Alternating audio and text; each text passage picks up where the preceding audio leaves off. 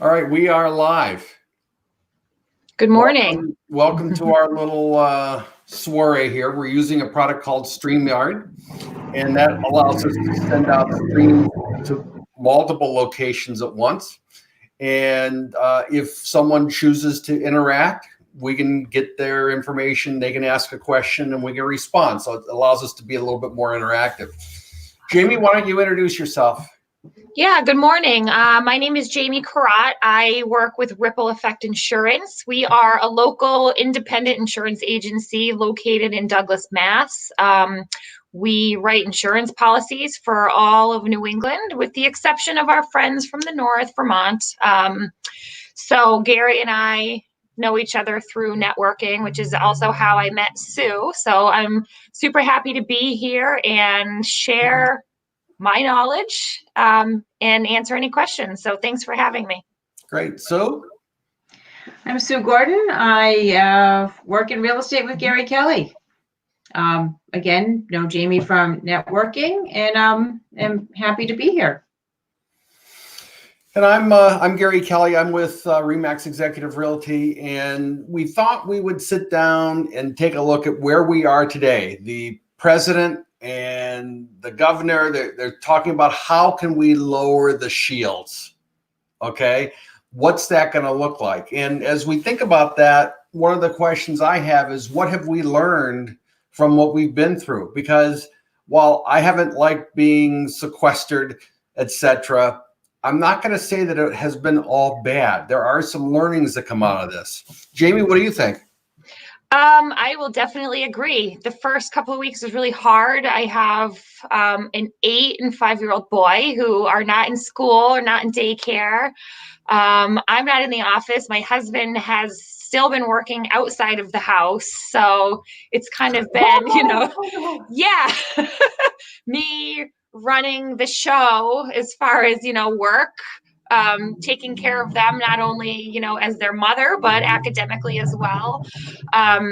So that was super challenging, but I've learned now that it's been so important to kind of just slow down and appreciate the things that, maybe we're taking for granted. The first week or two was really hectic. It was really hard for me, emotionally, trying to figure everything out. But I've kind of taken time, taken a couple deep breaths, and really have been thankful to have the extra time that maybe I wouldn't have to sit down and play a game. And just kind of take it all in. They grow so quickly, and I've been thankful. And once I kind of got the routine and the panic was over, it's been good. I'm looking forward to them going back. However, it's kind of made me appreciate those things, and I'm thankful for all of the business partners, the referral partners, everybody I have that's kind of allowed me to stay afloat. And I'm extremely thankful to be in an industry where I, have still been able to work and earn an income, because I know there's a lot of people that haven't been able to do that. So far, so good. Great. Sue, how about you? What have you been learning through this? Well, I've been learning how to grocery shop in different ways. But first, I want to agree with Jamie that in the very beginning, as Gary knew, it was hard for me to get used to this new atmosphere and what was the world going to be like. And as you move a little bit into it, and, I kept telling my kids are a little bit older. I have 2 college-age kids, so they were pulled out of college life and brought home. One of them is was a second semester senior, so she's lost her graduation. So I think it was kind of like the mourning process. We were going through, the loss of what life was like. And now we've kind of hit into a routine. We grocery shop online and we get it delivered. We go for walks every day with the dogs, and, I might get up a little bit later, but I still try to exercise every morning and get my head on straight before I sit down and work for, maybe not the majority of the day. I kind of bop in and out a little bit more than I used to when Gary cracks the whip. He's smiling at me. But now that I'm home, that's a good way of looking at it. So it's all working. I mean, I'm like you, Jamie, looking forward to getting out. Yeah. And, maybe going to that bar, sitting 6 feet away from somebody and having my glass of wine served to me rather than pouring it in my big tumbler. I think that through this, one of the things I've been seeing is that relationships do matter. And we perhaps we all knew that, but in a business context, there are people that are quite comfortable calling, 1-800-insurance or something like that, and dealing with a nameless, faceless call center somewhere because they can get the cheapest thing. But I have a belief in life that you can have good, fast, cheap. You can have any two, you can't have all three.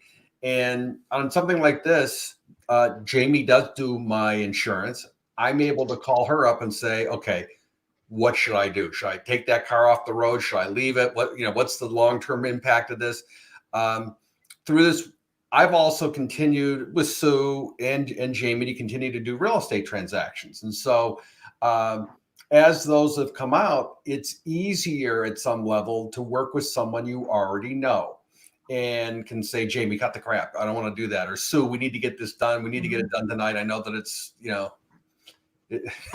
there's your dog. I know that that's different, but I think that Jamie is the grand poobah of the Mill Networking Group, and we've done transactions with Mike Robbins and Mike Flanagan, et cetera. Kept the ball rolling through this entire process. As a matter of fact, we have a closing today on a property where it was delayed, but at the same time, we were able to get the thing to happen. So I find that easier than dealing with remote call centers far, far away. Absolutely. And two, if I were sitting in a remote call center waiting for the phone to ring, for people to pick up the phone and call, my phone wouldn't be ringing. So the fact that I have local people, Gary, like you and Sue and Mike, and, there's several names.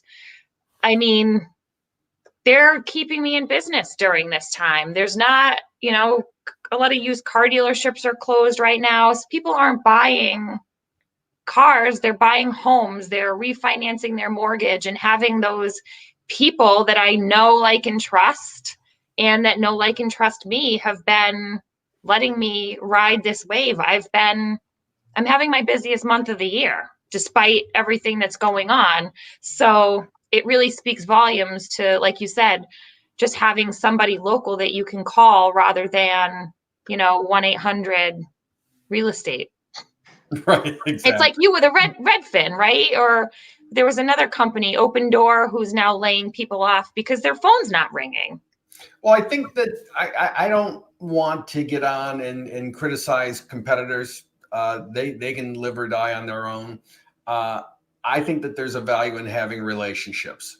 And Absolutely. I think there's a value in having a local agent that I can call. I think that there's value in saying, Sue, can we work on this today and have it be local as opposed to far away? I do certain things remotely. I have a guy over in Iran that draws floor plans. Okay.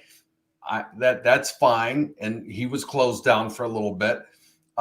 That's the kind of thing where maybe the relationship isn't as important, but at the same time, I think relationships really are important.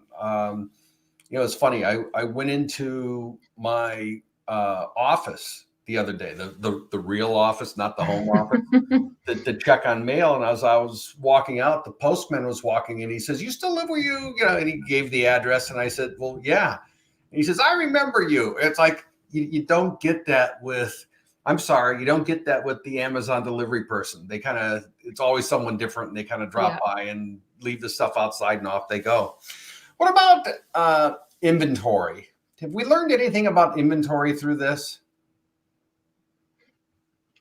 So you guys would probably be better suited to answer that question. But as far as I'm concerned, there's inventory everywhere and it's flying off the shelf, so to speak. If you're talking about real estate, if you're talking about toilet paper, I always buy in bulk, so it hasn't been an issue for me. But I think there is still inventory out there. I think that the people who there are some people who are delaying the selling and the buying process, but people that have been serious and were ready to put their houses on the market and had somewhere to go are still listing their houses. And the people who were looking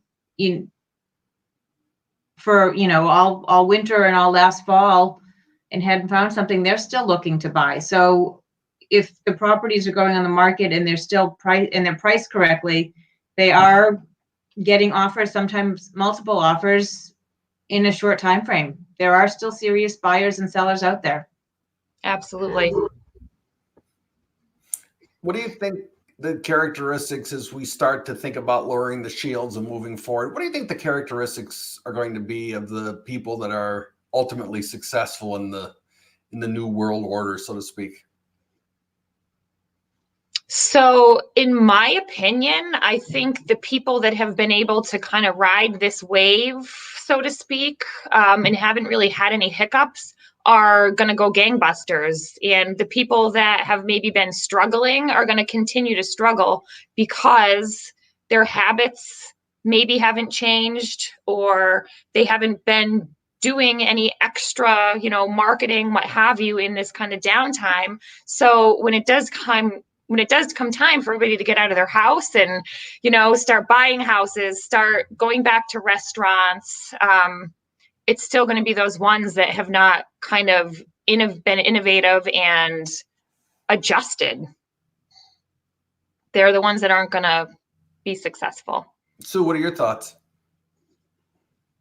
Well, I think it's going to be, kind of a curve for everybody. I do agree with Jamie that people that have kind of kept going